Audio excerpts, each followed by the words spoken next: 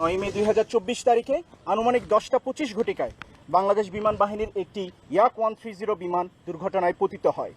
বিমানটি বাংলাদেশ বিমান বাহিনীর ঘাঁটি জহুরুল হক চট্টগ্রাম হতে উড্ডয়ন করে।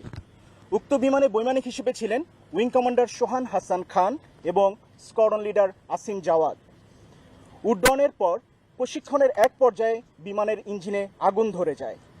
বৈমানিকগণ দক্ষতার সাথে বিমানটিকে দ্রুততার সাথে নিয়ন্ত্রণে আনেন এবং নিরাপদ অবতরণ করার প্রচেষ্টা করেন, কিন্তু বিমানের আগুন নিয়ন্ত্রণের বাইরে চলে যাওয়ায় বৈমানিকগণ যথাসম্ভব জানমালের ক্ষতি এড়িয়ে বিমান হতে জরুরি প্যারাশুটের মাধ্যমে অবতরণ করার সিদ্ধান্ত গ্রহণ করেন। এরই ফলশ্রুতিতে বৈমানিকগণ অত্যন্ত সাহসিকতা এবং দক্ষতার সাথে দুর্ঘটনা কবলিত বিমানটি হতে কর্ণফুলী নদীর উপর জরুরি প্যারাশুটের মাধ্যমে অবতরণ করেন। বিমানটি লোকালয় এবং জনবসতির কোনো ক্ষতি না করে কর্ণফুলী নদীতে বিধ্বস্ত হয়।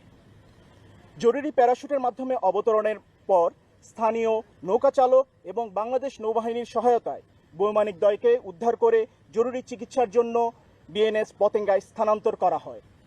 উক্ত হাসপাতালে কর্তব্যরত চিকিৎসকদের সর্বাত্মক প্রচেষ্টা সত্ত্বেও আমাদের দেশ মাতৃকার কৃতি সন্তান এবং বৈমানিক স্কোয়াড্রন লিডার মোহাম্মদ আসিম জাওয়াদ শাহাদাত বরণ করেন।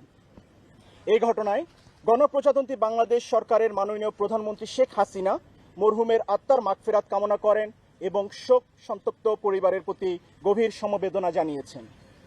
সম্মানিত বিমান বাহিনী প্রধান air chief marshal Sheikh Abdul Hannan, BBP, BUP, NSWC, FWC, PSC মরহুমের আত্মার মাগফিরাত কামনা করেন এবং শোক সন্তপ্ত পরিবারের প্রতি সমবেদনা জ্ঞাপন করেন। দুর্ঘটনায় পতিত বিমানটিকে উদ্ধারের কার্যক্রম বর্তমানে চলমান রয়েছে।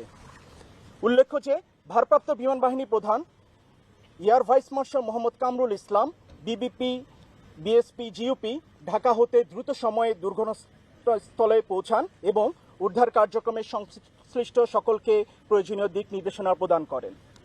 বিমান বাহিনী ঘাঁটি জহুরুল হকের এয়ার অধিনায়ক air vice marshal AKM Shafiul Azam, OSP, GUP দুর্ঘটনা পরবর্তী সকল কার্যক্রম নিবিড়ভাবে তত্ত্বাবধান করছেন।